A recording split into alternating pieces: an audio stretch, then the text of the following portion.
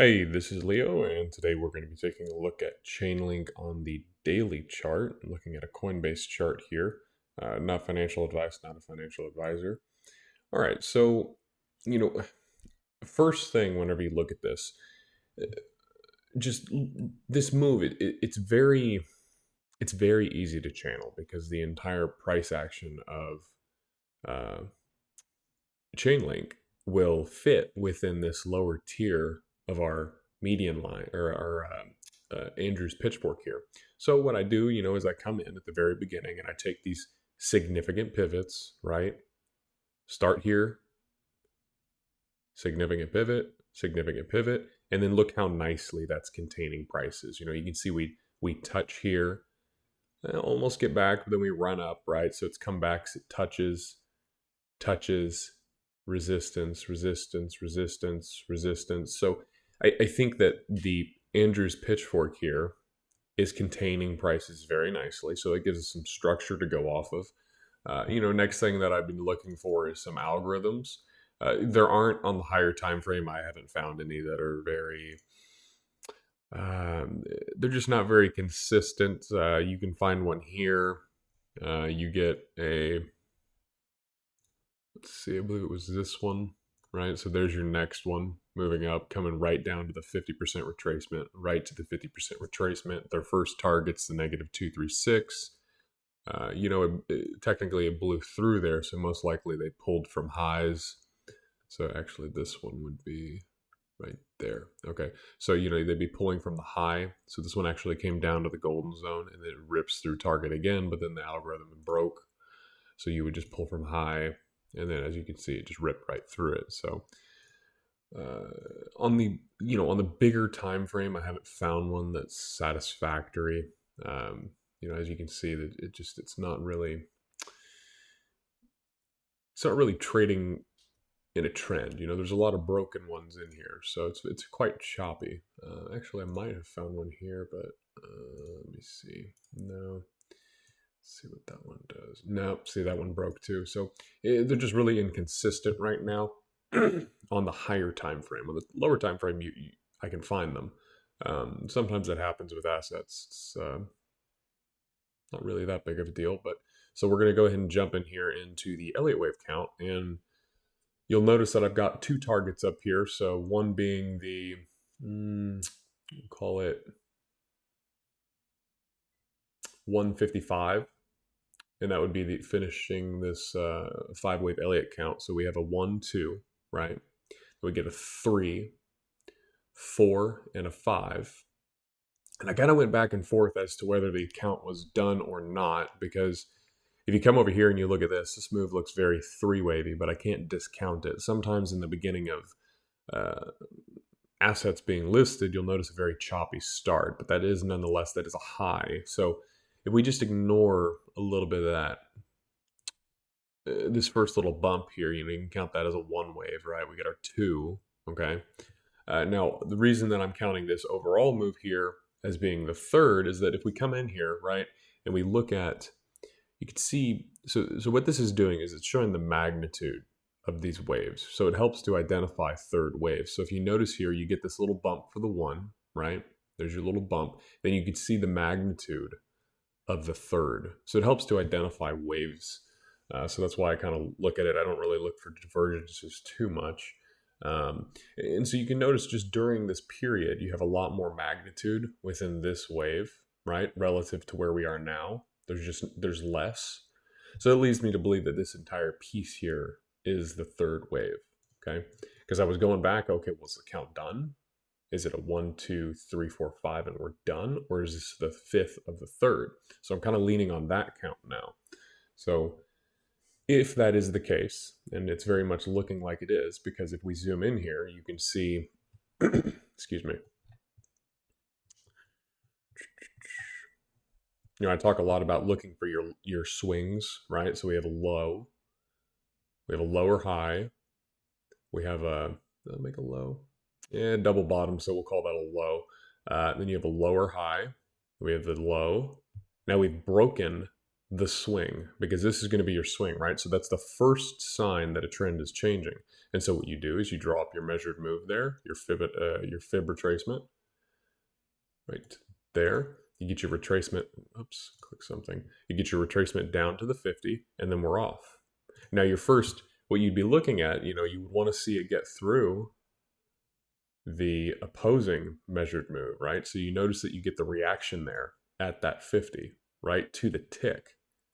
Okay, that's those computers kicking in and selling, but they fail, right? Because what they're running into is the opposing measured move, right? So that's very likely we have some sort of a little 1-2 going on inside of the 1-2. Okay, so that's a very typical trade that I like to take is if I see a 1-2 and then we get a little bump, right? So we get a 1-2, go ahead and enter there, right? Stop at the low, and I'd be targeting up there at the -236. I call that the big brother, little brother type setup.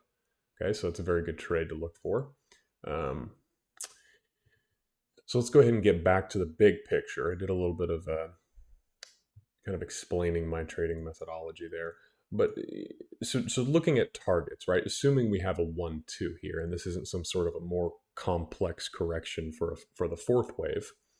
Well, what you would be looking for is if you measure, right, 100% the length of the first projected from the second, your third wave's most likely target, based on thousands of chart history, is going to be the 1618.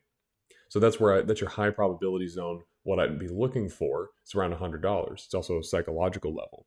Now, something important whenever you're getting up to these psychological levels in assets, if I'm putting my order, if I'm thinking that it's going to hit $100, right? Because I know that's a psychological level. What I want to be doing is I want to be front running that, meaning that I want to be just ever so slightly, a few dollars in front of the 100, because I know a lot of people are going to have their orders there, right? And a lot of times you can spot that on the volume profile, but in this case we can't because there's no previous price history here. But if you have, let's say you got 1,000 orders resting right at $100, okay, and you stick your order in there, well, what's the likelihood of you getting a fill, right? So I'm going to have mine at 96.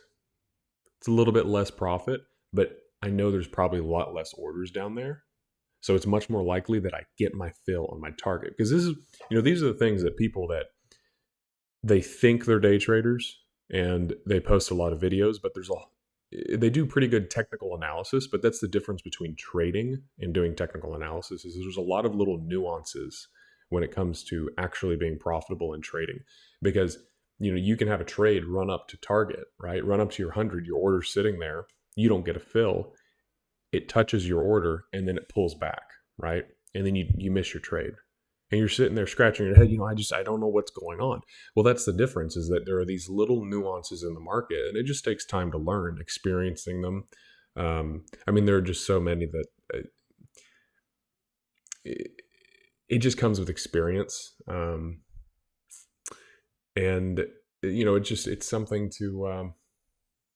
something to keep in mind, take note of that typically you want to front run your order just a little bit in front of your target. Make sure you get that fill. So that would be your third wave target, right? So then, I would expect a retracement for the fourth. Now, it doesn't mean that the third has to stop there. A lot of times assets will go farther than you ever thought possible. But as an analyst and a trader that thinks off of probabilities, I have to target what is most probable based on analyzing thousands of charts, thousands of different assets. We know in Elliott wave theory that 1618 is going to be your most probable target for a third wave. So we get a little retracement for the fourth, then we run up for the fifth. Okay, well, how are we going to target the fifth? Well, overall, what you can do is you come back here, right? You measure the length of your first, and then you project it from your four. Okay. Well, now you're probably thinking, okay, well, that's only, that only ran up $2. If we're projecting that from the four, that'd be $22 for the fifth wave target, which is we've already gone past that. Well, that's why I'm using a log here. And this is why I like to use log charts, because what it's doing is it's distorting the price target, and it's distorting the price action so that you can see it better. So for example, if I took it off log, that's what we'd be looking at. You see how much more difficult that is to analyze. So that's why I like log charts. It makes it a lot easier to see the price relative to what's going on. So looking at the Fibonacci or the Fibonacci extension here, being that it's log, it's distorting it out, right? So even though it's not a true 100% extension, because these moves are so parabolic, you often find that the 100% extension on a log scale will be very accurate. So it's a little explanation there. So we'd be looking at the 100% up here for the fifth, which would put it around the 155 mark. Okay, interesting. So now if we think in relative to time, we can think back to Bitcoin. If you've seen my Bitcoin video where I talk about, I think that it's very likely that the bull market is going to be ending in, I believe it was end of January.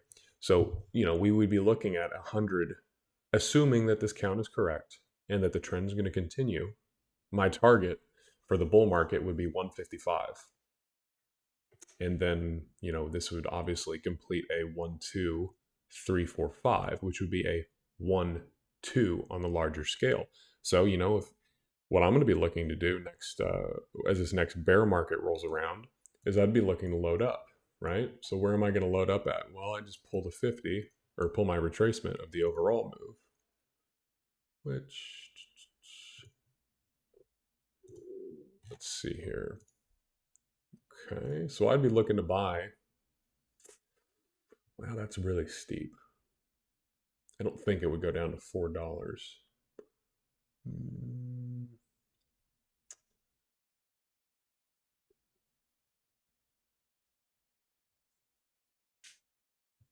I would probably be looking to load up around pretty much where we are now, maybe a little bit lower. Right now, what I'm doing is I'm looking at structural support and resistance. And so I have this dotted line here noted. What you'll notice is if you look over on that volume profile, you notice that that's a low volume node. And I can confirm that, I look here, okay, well, there's resistance. We get through it. There's support, get through it, come back through, support. So I think if we do run up to a 155, I'm thinking around $20 to $30 would be a good area to be loading up for the next bear market. And I would just hold that through the next bull market, whenever that may be in 2024 or whenever that's coming around. But that's what I'm looking at. Those are my thoughts on ChainLink. If you have any questions, feel free to drop them in the comment section below. Like, share, subscribe, and all that good stuff. I'll talk to y'all soon. Bye.